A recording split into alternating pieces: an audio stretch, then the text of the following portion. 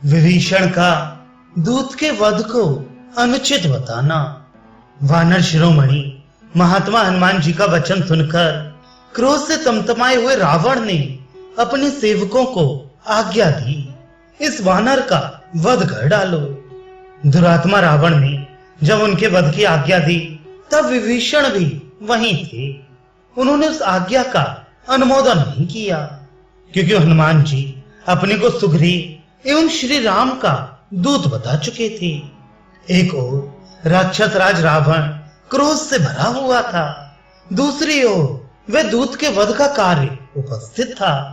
ये सब जानकर यथोचित कार्य के संपादन में लगे हुए विभीषण ने समयोचित कर्तव्य का निश्चय किया। निश्चय हो जाने पर वार्तालाप कुशल विभीषण ने पूजनीय ज्येष्ठ भ्राता शत्रु विजय रावण से शांतिपूर्वक यह हितकर वचन कहा, राक्षस राज क्षमा कीजिए, क्रोध को त्याग दीजिए, प्रसन्न होइए और मेरी यह बात सुनिए। ऊंच नीच का ज्ञान रखने वाले श्रेष्ठ राजा लोग दूत का वध नहीं करते हैं। वीर महाराज, इस वानर को मारना धर्म के विरुद्ध और लोकाचार की दृष्टि से भी निंदित है। आप जैसे वीर के लिए तो ये कदापि उचित नहीं है। आप धर्म के ज्ञाता, उपकार को मानने वाले और राजधर्म के विशेषज्ञ हैं। भले बुरे का ज्ञान रखने वाले और परमार्थ की ज्ञाता हैं।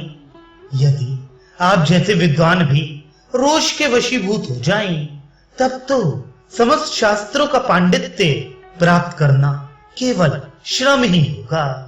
अतः शत्रुओं का संहार करने वाले दुर्जय राक्षस राज, आप प्रसन्न होइए और उचित अनुचित का विचार करके दूत के योग्य किसी दंड का विधान कीजिए। विभीषण की बात सुनकर राक्षसों का स्वामी रावण महान कोप से भरकर उन्हें उत्तर देता हुआ बोला, शत्रुसूदन, पापियों का वध करने में पाप नहीं है। इस वानर ने वाटिका का विध्वंस तथा राक्षसों का वध करके पाप किया है, इसलिए अवश्य ही मैं इसका वध करूंगा। रावण का वचन अनेक दोषों से युक्त और पाप का मूल था। वे श्रेष्ठ पुरुषों के योग्य नहीं था।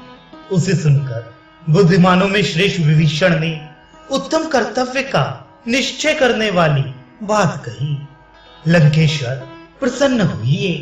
राक्षस राज, मेरे धर्म और अर्थ तत्व से युक्त वचन को ध्यान देकर सुनिए। राज, सत्पुरुषों का कथन है कि दूत कहीं किसी समय भी वध करने योग्य नहीं होते। इसमें संदेह नहीं कि यह बहुत बड़ा शत्रु है, क्योंकि इसने वह अपराध किया है जिसकी कहीं तुलना नहीं है। तथापि सत्पुरुष दूत का वध करना उचित नहीं बताते हैं। दूत के लिए अन्य प्रकार के बहुत से दंड देखे गए हैं। किसी अंग को भंग या विकृत कर देना, कोड़े से पिटवाना, सिर मुड़वा देना तथा शरीर में कोई चिन्ह दाग देना, यही दंड दूत के लिए उचित बताए गए हैं। उसके लिए वध का दंड तो मैंने कभी नहीं सुना है। आपकी बुद्धि धर्म और अर्थ की शिक्षा से युक्त है।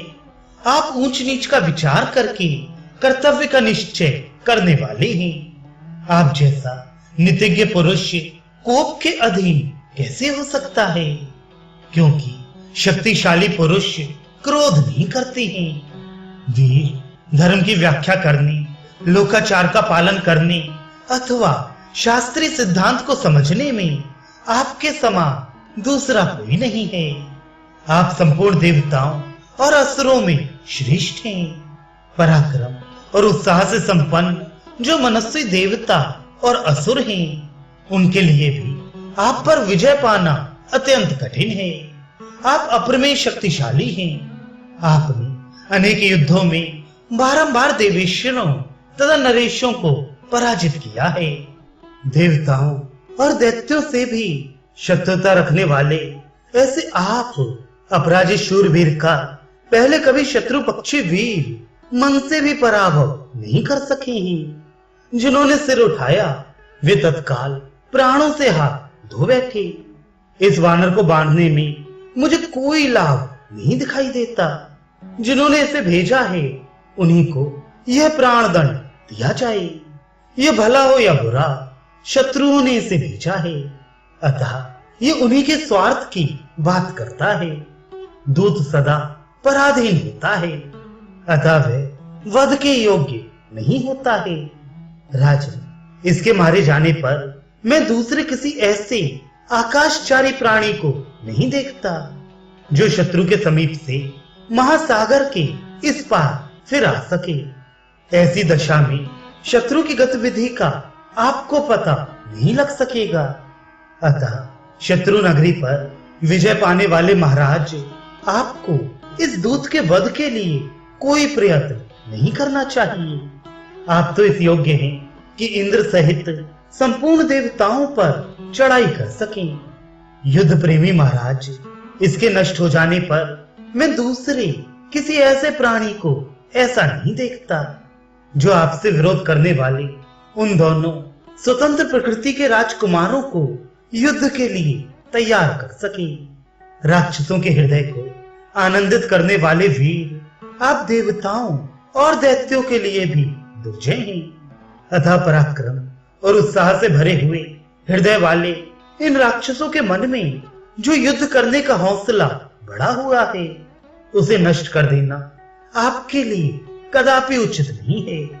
मेरी राय तो यह है कि उन वृह दुख से विकल चित्त राजकुमारों को कैद करके शत्रुओं पर आपका प्रभाव डालने, दबदबा जमाने के लिए आपकी आज्ञा से थोड़ी सी सेना के साथ कुछ ऐसे योद्धा यहां से यात्रा करें जो हितैषी, शूरवीर, सावधान, अधिक गुण वाले, महान कुल में उत्पन्न, मनस्वी, शस्त्रधारियों में श्रेष्ठ, अपने रोष और जोश के लिए प्रशंसित तथा अधिक वेतन देकर अच्छी तरह पाले पोसे गई हूं।